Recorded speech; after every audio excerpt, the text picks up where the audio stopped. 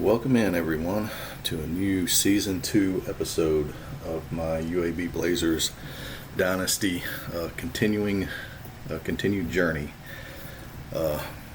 Got quite a few new developments for this week. So I think the last episode we were coming out of episode 1 with a victory in our first game at home against Troy. Big win, 44-6.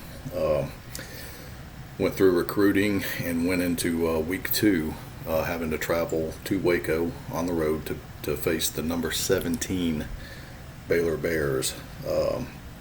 Pretty stacked roster after looking at it and reviewing it. So went through that game and actually have a bye week for week 3. So things to cover, I think, in this one is our game 2 against Baylor, and then recruiting that we had basically had for that week 2, and then had gone through week 3 to cover recruiting there as well on a bye week with no game to play. So we'll kind of finalize and finish that, and then it'll lead us into, I guess, our week 4 third game of the season, which is going to be on the road, opening our conference play against Middle Tennessee, the Blue Raiders. And so we'll jump right into this. And again, this is a very exciting episode here. Had some major developments. It's very, very interesting. So I will go ahead and hit this. We ended up beating the Baylor Bears. We won 39-26. It was not pretty. It was relatively very ugly at times. Had to shuffle around my offense a little bit. My freshman quarterback played the whole first half and started the second half and was not playing very well. Ended up really kind of having to pull him, and then I kind of started the third quarter alternating between Arlen and Ferguson for a couple series, and before finally settling in on Ferguson and Ferguson actually taking control. So I've put myself in a little bit of a dilemma now. So I've got kind of a quarterback controversy going into conference play with Middle Tennessee. I mean, do I go back to Penn or do I stick with Ferguson? And from that aspect of it, it's not really a skill level thing, because Penn actually has better ratings across the board, really, than Ferguson or Arlen, either one. Arlen's probably the most skilled out of the three, and Ferguson and Penn are basically right at the same. I think 52, 54 on a skill rating level. So I've got to think about that and figure that out a little bit. But the cool thing is after playing the game for week 2 at Baylor, we ended up coming back and winning very late. And I noticed we were like ranked 26, which is pretty cool. And then we went through the bye week 3, and some of those games, there were a couple teams that were, I think, 25, and I think the 21st team, and a couple of those 20-something ranked teams ended up losing. And that put us, for the first time, into the top 25. I am currently ranked 25th, which is beautiful to see, looking at this home screen and seeing my UAB Blazers right here at number 25 is pretty damn awesome. Before we jump into the box score, we've got some early recruiting. So I know on week 2 we had about 74 players drop.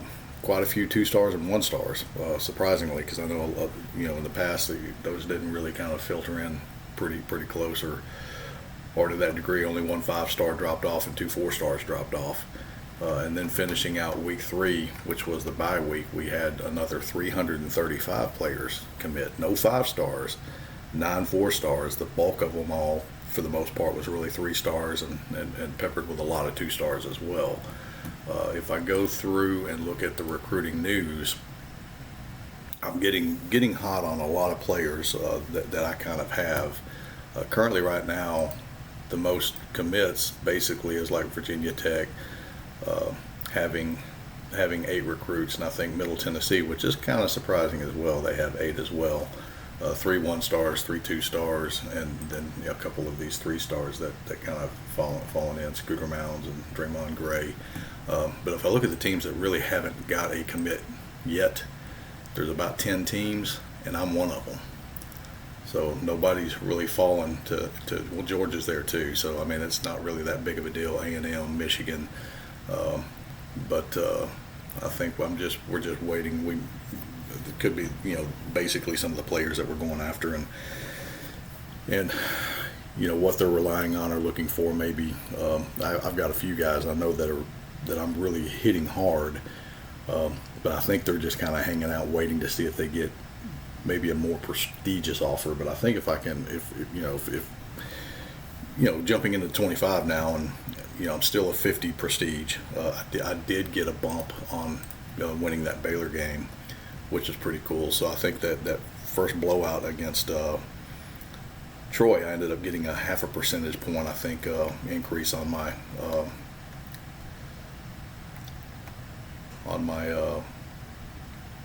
prestige. And then I ended up getting a pretty big bump, almost a whole quarter of a point, really, on this Baylor win. So I'm basically up 0.25 on prestige right now, and that kind of tracks. I think there used to be a prestige meter somewhere, and I can't remember. I don't remember exactly where it was, or if we even have it anymore. Oh, there it is. Yeah, it does, right in front of me. So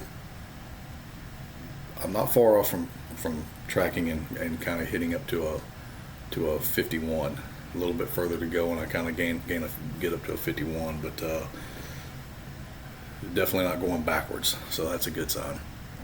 So let's jump into the game that we currently played against Baylor, and it was pretty crazy. I mean, yardage wise, they had 444 yards to my 284, and honestly, I was sitting at around 160, 170-ish late in the game. And the first quarter was interesting. They kind of really took the ball and just went straight down the field and scored, missed the extra point. I went up 6-0. I came back on the very next drive, got down to their 34, got stifled, and ended up having to kick a 51-yard field goal, made it 6-3, held them off to another field goal, made it 9-3, and then I came back before the quarter ended, right at the end, and got another long field goal. So we kind of went into the second quarter with only down 9-6. Felt pretty good at that point. I know that yardage wise, it was about a 2-to-1 mismatch. At that point, they still were going down on longer drives, and I wasn't. But and then in the second quarter, I was able to tie it up before they came back and got a field goal right there in the second quarter. So we went into halftime only down 9-12, which was very interesting. I know that drive, that 45-yard drive there, they got down into the red zone. I think they got down to my 1-yard line, and I ended up getting a 10-yard sack or something like that, and then they got hit with an unnecessary roughness on the same play. So that was like a 25-yard loss, boom, right there. Which kind of took them out of getting into the end zone and having to settle for a field goal, which still kept it within 3 at halftime. At that point, Penn was struggling pretty good. I mean, he was probably 5 out of 12 or something like that for pretty much the 70 yards that he ended up with. Didn't have any turnovers at that point, so he was kind of holding the ball pretty well and not really making mistakes. My running game was shut down, and I do know that early on I was able to run okay. When it kind of came out and shown that I wasn't able to pass, I guess I don't know if the AI on Baylor ended up shifting, but they kind of started stacking the box and just shutting down my run and kind of forcing me into second and long and third and long situations where I was having to pass, and it wasn't working out well. Ended up opening up this third quarter, so I won the toss and deferred. So I got the ball to start the third quarter. Had the kickoff come to me, and I think the first play, I believe it was the first play from scrimmage, I came out and tried to offset them. I kind of tried to show a run package and hit them with a pass, and damned if Penn didn't throw a pick six, and they took it all the way back to the house 30 seconds into the third quarter, and I was down 19-9 at that point. So I was like, oh crap, here we go. And I ended up getting the kick back off, and I got the ball back 3 and out. And I think it was kind of at that point was when I kind of in my head I was like, I've got to make a quarterback change. They got the ball back, ended up going down, and just I couldn't stop them on anything. They were just clipping out 5 yards, 8 yards, 10 yards, 12 yards, all the way down. Scored again, and then I find myself down 26-9. So at that point, I'm down 17. I'm sitting there thinking, okay, here we go. This is going to get ugly and turn ugly, kind of at that point. I got the ball back at that point is when I had Arland in, and I was running some of my RPO package, and I kind of was bringing him and Ferguson alternating on the next drive, and I moved the ball a little bit, but didn't really do really well. So I ended up getting the ball back to them. Was able defensively, kind of started coming around a little bit, and I kind of held them, and they ended up punting back to me. I think I had another drive though, and I think it was the next drive where I was alternating between Arlen and Ferguson. And I decided that I'm going to pull Arlen and just give Ferguson the next few series just to kind of see what he can do. But I held them again, and they ended up with just under 4 minutes left in the third quarter. My freshman corner, Tervalence Kaiser, ended up taking a punt 58 yards to the house, and that actually brought some life back in, because now it's 26-16 at that point. I'm still 2 scores down, but it's not even the fourth quarter yet, and I'm sitting there thinking, okay, maybe we can at least keep this thing close. So ended up kicking to them.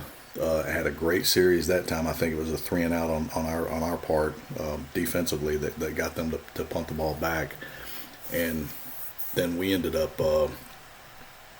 going. I mean, I think we got it midfield. I think I had a decent punt return, they had a short punt or something, but I got the wall just across my area, so it wasn't quite midfield. But before the quarter ended, I was able to go back down and score again, and got and Ferguson actually started clipping out some decent short throws and passes. I was mixing the run and pass a little bit better. It seemed like I started catching them off guard. I had to draw them back a little bit, and they weren't able to play me like they was when Penn was in the game. So scoring then, that was getting the 14 that I gave up in the third quarter. I got them right back. So now we find ourselves down 3 again, which is what we was at halftime, but completely, totally different ball game, especially from a standpoint of feeling like we're really back into this thing. So it was 26-23 at that point. Went into the fourth quarter, and it was kind of a back and forth thing all the way down under the halfway mark of the quarter. I ended up giving up a field goal. They got really short yardage on me too, so they got inside my 10-yard line again. I was able to kind of stave them off and hold them, force them to the field goal, and it was 29-23 at that point. So, still within striking distance, just trying to really feel like I gotta make a play here.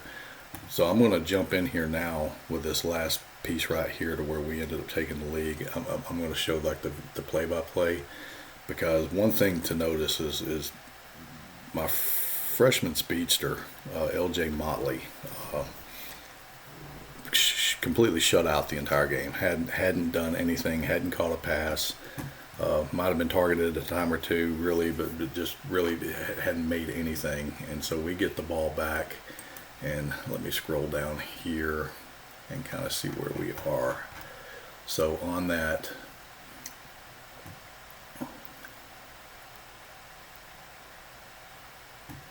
yeah, so they kicked their field goal, so with 6:15 left, I get the ball back with 6:12, and ended up taking a 5-minute drive down the field, and getting the score to go ahead. But this play right here was probably the play of the game, without a doubt. Got down to their 34-yard line, had a 4th and 8, do or die. And Motley had not caught a pass, did anything the entire game. And Ferguson was able to hit him on a 28-yard pass to get it down to the 5-yard line. I proceeded to call the timeout, and very next play, on a bubble screen, Ferguson hit Holyfield for a 5-yard pass. And it's funny, that bubble screen, I sit there and looked at the game Baylor played against Texas State, and I saw where Texas State actually had great success running the bubble screen against Baylor in certain situations. And I tried that the entire game, so I probably tried 3 or 4 bubble screens, and I might have completed one for a very short gain, and the other ones went incomplete, and I didn't really have any success off of it. At that point, I was like, let me see if I can catch them off guard again, and ran the bubble screen, and it worked. Got the touchdown, and ended up going ahead 30-29, which was freaking amazing. It's one of the best games, especially. I've played a few where I've been underdog and come up and beat some Goliaths. I remember one season I played, and I think it was number 5 LSU. I ended up beating them with a mid-prestige team, and these kind of games are like really fun to play out. But went up 30-29 with just a minute left over, and so Philip Russell comes out. He threw a pick earlier in the game, which Mingo had. Mingo, my transfer linebacker from LSU, was really quiet as well. I think he only ended up with 1 tackle and 1 interception. He had an interception in the first half against Russell. And then, lo and behold, Kaiser, my freshman corner that had the punt return touchdown, their first play after that kickoff, he picks it. They started on their 25. I guess he threw a short pass and took it back 23 yards. So I ended up getting the ball on the 6-yard line, and ran a play, called a timeout. Baylor called a timeout. And then the next play, I got that touchdown. That's basically how I ended up going up 37-29. So, the 8-point win, really, that last one was kind of basically off of that pick. And then they ended up kicking it back. So it still wasn't game over at that point yet. There was only like a minute left in the game, and I was able to hold them off without giving them anything, and they turned it over on downs, and we was able to take a knee in the game. Fantastic game. But kind of going back and looking at the box score, penalty-wise, it's basically the same across the board. They had 7, we had 7, about the same amount of yards. Nobody really had any kind of advantage any particular time when some of those plays were getting called. I think the one time was when I got that 10-yard stack, and then they got hit with a 15-yard unnecessary roughness from the 1-yard line. So that basically took them from the 1 all the way back to the 26 and set them up on a 2nd and goal from like the 26 or 28-yard line. Overall, passing, we ran the ball 38 times and passed it through it 31, so fairly balanced. Wasn't getting anything on the ground. I mean, I ended up with 119 yards, which is one of my weakest rushing games, I think, even from last year and so far this year. But then again, Baylor's a very damn good team too, though. They had 46 attempts, so I mean we kind of held them basically to about the same. I mean, they only ended up with 138 yards on 46 attempts as well. They threw 38 times, so they were fairly balanced. The interesting thing in the shift that I did notice was in the first half they was probably passing 2-to-1. It's passing 2 times to every time they would run. In the second half, they went more to a ground game, which I found very curious. And I think the first half, I believe Russell might have been. I mean, he was pretty much lights out except for that one pick to Mingo. He was probably something like 12 of 15 or 14 of 17. And then the second half he ended up being, overall 25 of 38 for 306 yards. Not a bad day, still, but the two picks kind of got him, especially that last one there at the end, where they really needed it, and we really needed to step up, and Kaiser was able to step up and get it. A third down efficiency, we both kind of was bad. A fourth down efficiency, I was 2 for 2. The biggest one was that 4th and 8, that 28-yard pass to L.J. Motley was outstanding. Time of possession, I think the first half it was something like a 20-10 game. So I mean, I was really struggling to try and keep my offense on the field and keep my defense off. That kind of panned out a little bit more in the second half and worked out a little bit better. Overall, passing wise, Penn ended up 5 of 15 for 70, and got pulled. Ferguson definitely played the better hand at quarterback there. Rushing, just struggled. 60 yards on 23 carries for freshman Saunders, and Bedford only had 6 carries there. We're at a couple again, as usual. I think he had some third and short situations, and I think maybe a fourth, even that other converted fourth down was like a 4th and inches. And then he had two red zone touchdowns. So typical Ware game for my fullback there. And then passing wise, Holyfield was really, actually Camp was probably my heavy target. Him and Holyfield both, but Holyfield got 8 targets, caught 5, and Camp had 9 targets, caught 5. Motley was targeted 6 times, only had that 1 catch, but it was a big one.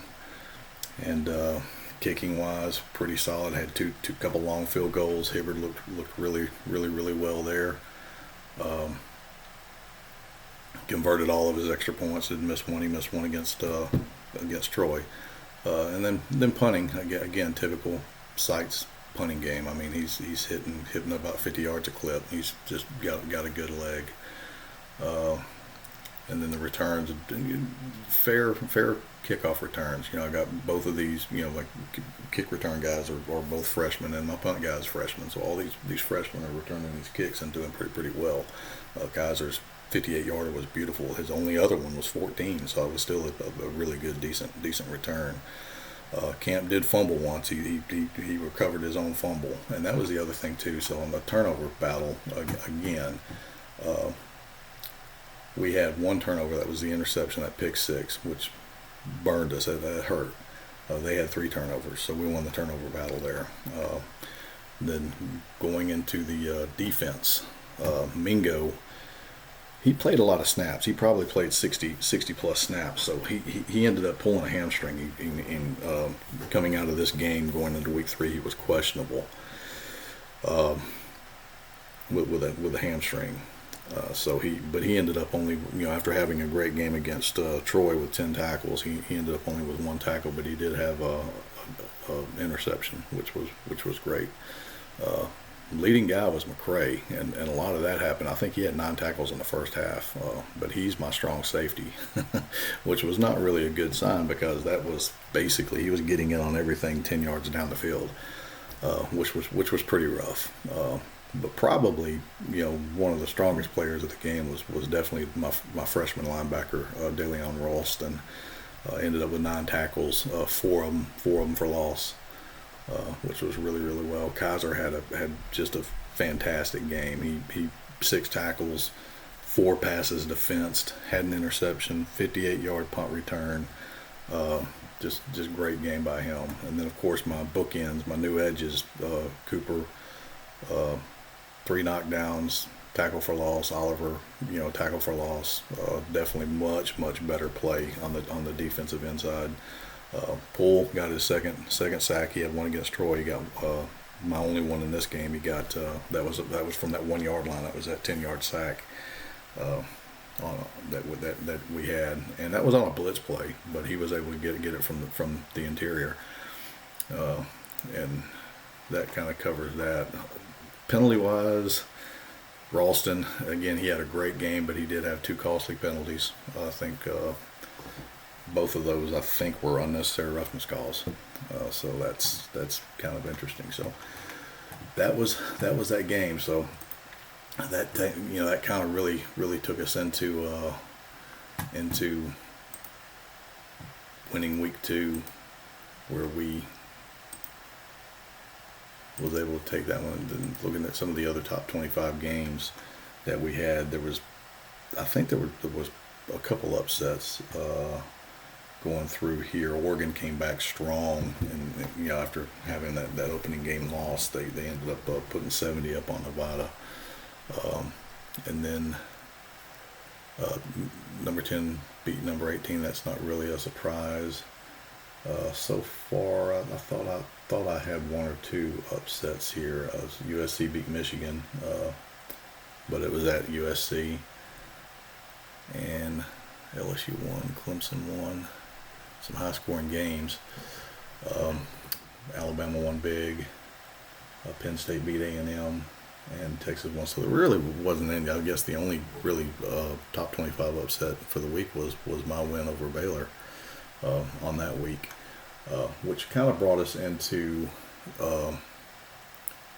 week 3.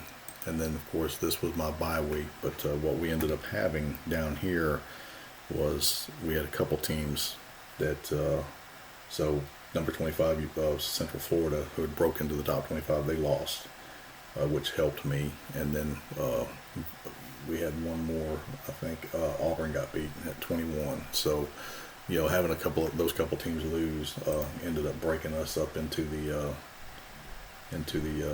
top 25, and that's the first time that I've actually been in the top 25 in this dynasty.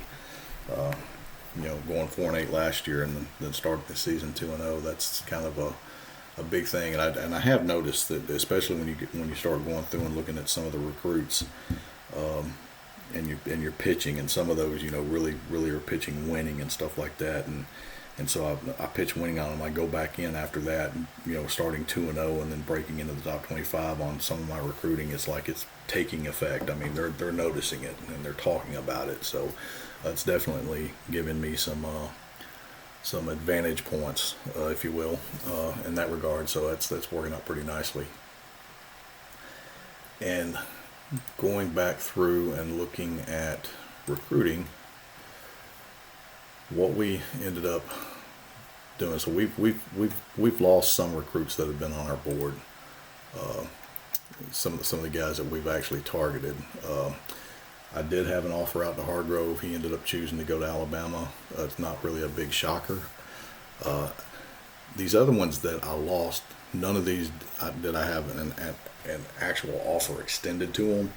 I had a couple of them I was looking at pretty hard. That like Russ Bryant, the tackle, was one of them, and I think really the other tackle was another one. And I like Sherman a lot at running back, but he, I don't really need a running back. I have some on my board. I really felt like he was in North Carolina, was going to kind of go out. The one I'm kind of really looking at is probably Woolfolk here. He's an Alabama guy, but if I ended up getting one or pulling one, that's probably where it's going to come from. But let's go back into all positions here, go back to our actions, and again, I went through between 2 and 3, and coming out of 3, I went through all of the information I had as far as the feedback that was kind of given to me, and altered some pitches, quite a few pitches actually I needed to alter. I had a lot of these. If I didn't really know what to talk about, instead of just not having a pitch out there, I was kind of pitching organization, just trying to sell them on UAB. That didn't bode well in most regards where that was there, but at least it didn't. I don't think it gave me a lot of negative impact. I just had to really look and see and readdress some of those pitches to pick up kind of where we are. And if I look at my offers, this is kind of what I have out there offered right now. I've got 19 offers out there out of my 20 scholarships. I know I'm not going to get 19, and I'm perfectly fine with that. It's way early in the season. But these are all guys that I would absolutely 100% like to have if they choose, if they so choose. It'll be great. Probably my diamond in the rough down here is this Calvin Dorman, which is, he's a 3-star, 1892 ranked, but now he's got 2 offers out there. And interesting enough, I was surprised and shocked to see. I mean, his intelligence dropped. He was straight B's down the board with some of those B pluses there. His intelligence on this last round did go from a B down to a C, but Alabama's offered him, and I was kind of really shocked about that. I was like, oh wow. I kind of figured I might have him as a shoe-in, and good chance I may end up losing him now. The Dalen Quiles is another guy that's kind of hot with me. I think I'm probably going to be able to get him pretty well. And this Marcus Jeffries, again, he's got 4 offers out there now. He's got several, and I think Alabama and Clemson are 2 of them. So I'm probably have a good shot at losing him. I really kind of thought, because early on, I mean, right out of the gate, he was pretty warm on UAB, and I felt like, and I offered him in the spring. I offered him a scholarship just straight out of the gate, not really having much information on him. And I have gone through and offered some NIL, and I probably can go through and maybe look at offering him some NIL if I really feel like I need to get him. But I'm not sure if I lose him. I think it's going to be okay, because honestly, the more I look at corner now and what I'm kind of recruiting on corner is I have this Tony Andrews, and he's the next guy behind him. And if I look at Marcus Jeffries, he's pretty decent. His strength is really kind of fallen off, but he's pretty well across the board. Not a great work ethic though. His personality ratings could definitely be better. But then I go to Tony Andrews, and then his tackling has dropped off a little bit, but everything else is pretty strong. But he's got great leadership and great work ethic as well. I think if he's from Florida, I think he's got a local offer down there from Florida Atlantic. That's his only current offer.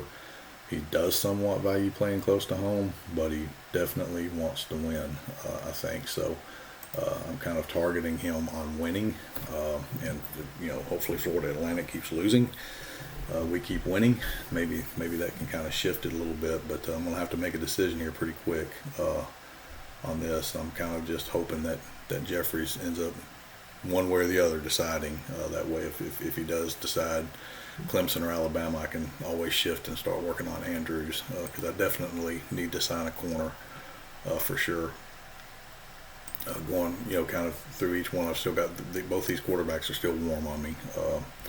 Both of them are local guys, but Verrett, surprisingly, I kind of thought Outman would be the one that would be heavier recruited, more so than Verrett, but Verrett seems to be the one. He's got 2 more offers besides mine, and I think one of those is Alabama as well. It's all in-state schools, so he definitely values playing close to home. Between Alabama, Jacksonville State, and UAB, I'm the closest one, because in the same city. But from a prestige standpoint, market size, if those things are valuable to him, maybe he chooses Alabama. From a playing time perspective, he may end up choosing JSU even over me, because I have Penn there as a freshman right now. And then this Outman, I think. I think he's got an offer from Alabama as well, because I haven't offered him anything. He does have an offer out there, but he's definitely an in-state guy, and a lot of teams may be laying off of him because they just, I would assume and think that he's probably going to definitely take that Alabama offer. Going into linebackers, which is another huge area of need. I've got 3 offers out there now. I went ahead and extended another offer out here, and I kind of went after this Mike Napoli. So I've got Lanier, Napoli, and Corliss that I'm trying to bring in, and would definitely like to bring in. I'm not getting anything. I've got Lanier's got some warm interest, but I'm not getting bites much on Corliss or Napoli, either one. But I am their only offer. where Lanier actually has a secondary offer now, which is JSU. So I still think I'm probably in the lead and charge there to get him. But then I also, I'm still really liking this guy down here. He's further down the list. Could be definitely better on the personality traits, but definitely could be a diamond in the rough as well. This Richmond is another one. I think he's got good personality and great attributes, or not above average attributes. So that's another one to kind of look at. So if I do have a couple of these fall out, I still do have some options that are kind of there. No offers to Richmond, no offers to Ferguson. So there's still some really good guys out here that don't have offers. Another one that I really liked was this Harvey, but he's starting to get offers falling in. So he's kind of out there. Again, he's a Mississippi guy, and he's got offers from Tulane, Southern Miss, and South Alabama. So I'm not sure I can compete with all of those schools from a recruiting standpoint, but I'm kind of late in the game getting an offer to him. So, but he looked really good on his attributes as well, and I think even his personality was his work ethic could be better for sure. So that's recruiting, and so basically what I've got to do is I still have to go through before this Middle Tennessee game. So this week, before I end up playing that game, I'm going to go back through because I basically just have all this contact. And I've got some of these guys I'm flushing out. Like I've got no contact on Jalen Gentry right now because I'm going to drop him off my board.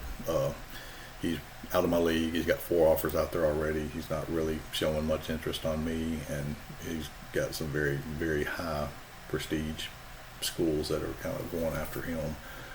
He'll probably end up at Auburn, maybe. I don't think Troy really has a shot at him, but who knows? But so I'm going to flush out some of these and actually maybe go back to the board and relook some areas where I'm kind of getting a little bit thin that I need to kind of go back through and backfill. But as far as my offers go, I'm again, like I said, I'm feeling pretty good about kind of what I have out there and offered at this point from a position standpoint. So I've got the quarterback, which I don't really have to sign. Definitely need the fullback. I need to get this guy however I can. I've got a couple tackles out there now. I've got this center, which I really, really want as well. Tight end, I don't have to have, but I do like this Potter guy. Got 3 receiver offers out there now. The cornerback, which I need to shift. I need to figure out if he's not gonna stick around. I need to kind of alter where I'm going with that. But then my linebackers, I could even use a 4th one, I think. But I've got 2 defensive tackles. Probably maybe need a 3rd one.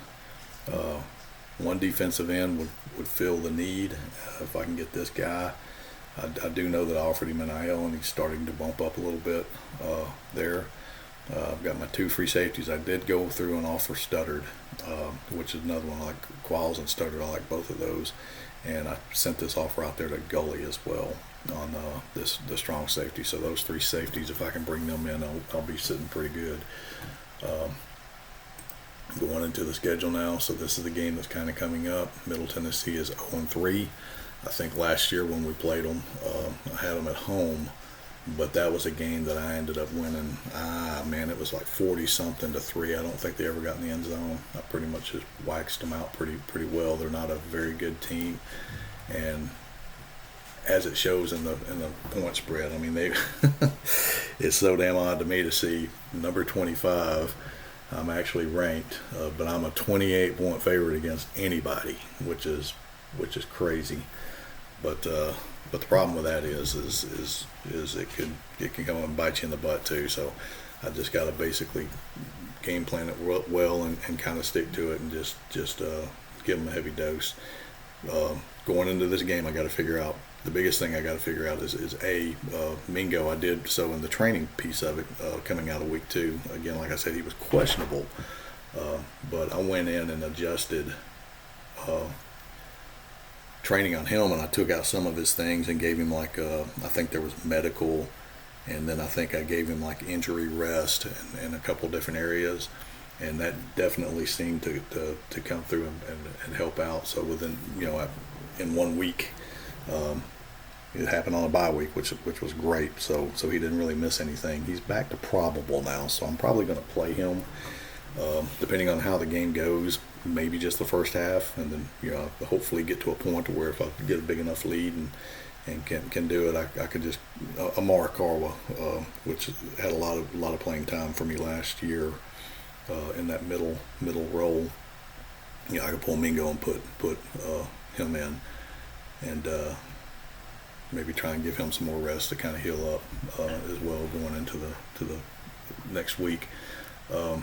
But I've got to figure out my quarterback situation. I really kind of stuck on that dilemma on whether I go back to Penn or if I stick with Ferguson after how he played coming back. And I mean, without Ferguson, we would not have won that game, hands down, without a doubt. So part of me sits there, and again, I know this is a numbers game, and you just look at ratings and things like that. I don't know if there's anything built in from a code standpoint that kind of gives any kind of advantage to how someone's currently played. Maybe there is, maybe there's not, I don't know. But if I'm looking at my quarterbacks, if I go just overall, but let's, Ferguson's kind of down here. Definitely doesn't have the arm that Penn has. Intelligence is basically a wash. Accuracy is basically a wash. He's a little bit even slower than Penn. And endurance is about the same. And then skill rating. I mean, he's, I think Penn started with a skill rating of 54, if I'm not mistaken, the season, because I think they were much closer. Ferguson's was 52. And I think Penn's was 54. So just in those two games, it looks like Penn does its skill rating show on progression? That's not one that actually shows up. I guess that just happens with playing. But I swear I think he was a 54, so he's bumping up to a 58. So his skill rating is really even better than Ferguson. So if you go across the board and look, maybe sticking with Penn would be the thing that I need to do. But part of me just sits there and thinks that I just kind of keep Ferguson in there at least for this game to kind of see how things go. I mean, I can always pull Ferguson and put Penn in, but it is Middle Tennessee. So I mean, if I'm ever going to have quarterback controversy to try and figure out before I get deeper into the season, I guess it's these next 2 or 3 weeks to really have it in, especially this next couple weeks with Middle Tennessee and Rice. But we'll see. But the crazy thing looking at this now, again, like I said, number 25 in the country, and I am on the road these next 2 games, but I'm favored against Middle Tennessee, I'm favored against Rice, I'm favored against South Alabama. Coming back home with the South Alabama game, but looking at those next 3 games, I mean, good Lord, if it works out the way it needs to be, or the way it should be, not counting my chickens before they hatch, but going into that home game against Houston, maybe I'm sitting at 5-0. I don't know. I may have just jinxed myself and I come out and lay an egg against Middle Tennessee. Who knows? But with that said, I think we're about 40 minutes into this episode. I think a couple more things I really wanted to cover. Just take a quick glance at the standings now in Conference USA. So really, there's not been any conference games played. I think this is the opening week for conference play. But just looking at kind of where we stand right now, I'm 2-0. Middle Tennessee's 0-3. Rice is 0-2. That's my next 2 games. Teams are scoring on Rice, and teams are scoring at will against Middle Tennessee. So, biggest thing for me is I just want a heavy dose on the ground and time consumption, try and control the clock, eat up as much of the clock as possible, and just completely control those 2 games. That's kind of the goal, and defensively just kind of rock them out. I mean, I'm hoping that again, like I said, we rocked Troy pretty damn hard. I mean, never got in my red zone. Really had a hard time getting inside my 40. I'm really kind of hoping Middle Tennessee and Rice, my defense can kind of really just, show out and see how things kind of go there. Leaders, real quick. If I'm looking at some player leaders, again, I don't think from the conference perspective, I don't know that we really have anybody. The one guy that's really kind of blowing it out of the water right now is this quarterback for Brant Young from Coastal Carolina. He's having a whale of a start to the season. Right now, he's already over 1,000 yards passing, 12 touchdowns. He has thrown 3 picks though, and then rushing, it looks like this Dalion Eskridge, Dalen Anthony, Alabama. Kenny Wilborn, 62 yards against me, and then he's kind of stepped up in his last 2 games and is kind of running at will again. So the leading quarterback rusher, he's up there with 300 yards already on the season. And then receiving, number of catches. I mean, this Dante Savage has already caught 34 balls with New Mexico State. It's crazy.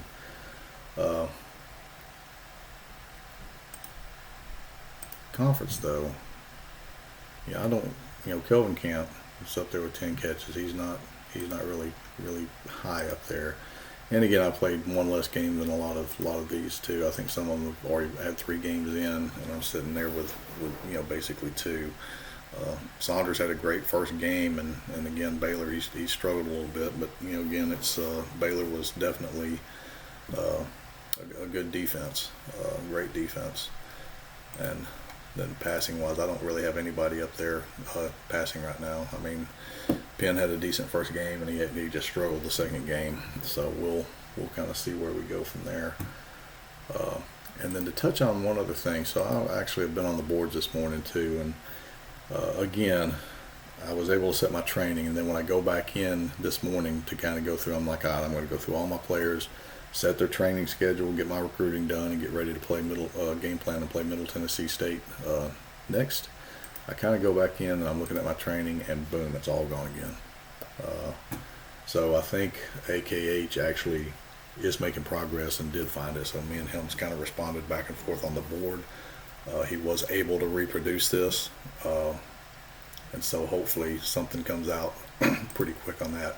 In the meantime, I think what I may do, because I did lose that, at least getting through this week, I'm going to go back into my league configuration and at least from the training aspects, I don't know how that if it's truly negatively impacting me or the players, from training or not. But I am going to go back in and uncheck the advanced training. That way, at least I've got the old training to fall back on.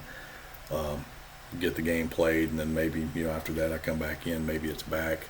Not sure how quick a patch is in the works. I think they're working on a couple other things too, so as far as patching some other things that maybe they found. But to me, that training one is kind of a big one, because it, as long as that keeps happening, and I really don't understand, like right now when I see that, what it's doing to the right here is where you would go and uncheck. So you can uncheck this and save it, and then go back into my office, and then you see my trainings up here. So what it does is basically it goes back and gives you the old method. So at least as long as I have this, I feel like maybe I'm getting something out of training, because if that disappears and it kind of shows what it kind of has here on the back side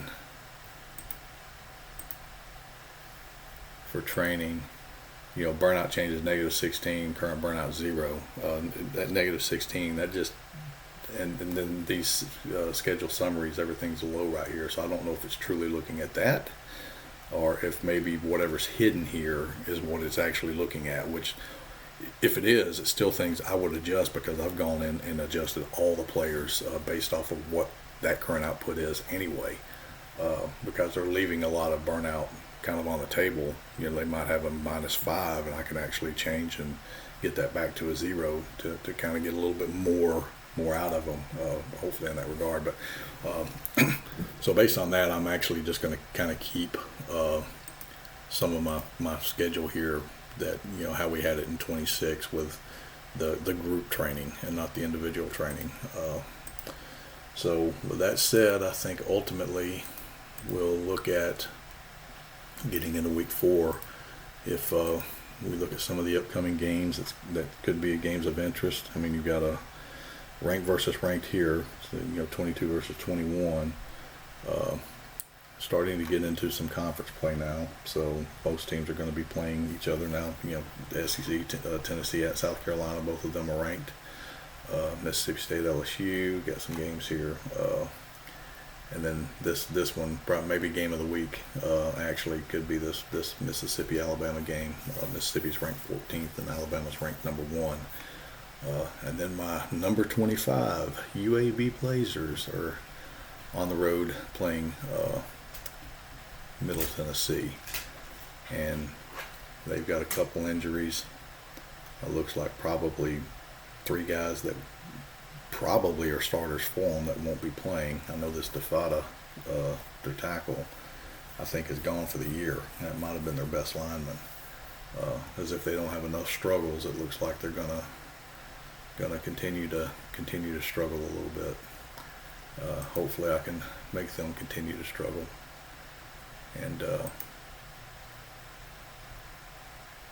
I did want to pull up and just look at Middle Tennessee and just kind of see the roster. I don't know that they have. If I just look at an overall, I mean, they got a good safety, a good freshman tight end. So freshman safety and freshman tight end. So good freshman fullback, another good freshman safety. So looks like they had some decent recruiting last year. It looks like they recruited some of their best freshmen that are in here right now. It looks like pretty much are all defense. So, and I would imagine they're all playing. Quarterback wise, I don't know. I think this Pratcher, was it Lieberthal or Pratcher that played last year? I think Lieberthal played last year, if I'm not mistaken, and it looks, no, Lieberthal didn't play. He's a senior.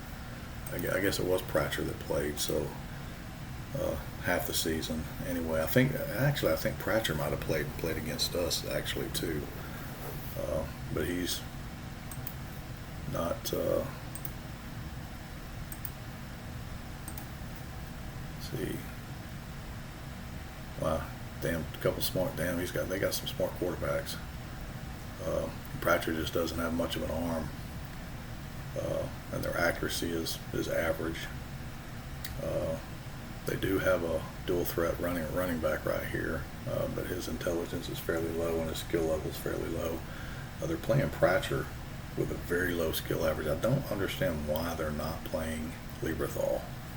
I think if it was up to me, I would probably have to be pushing. He's got the best arm,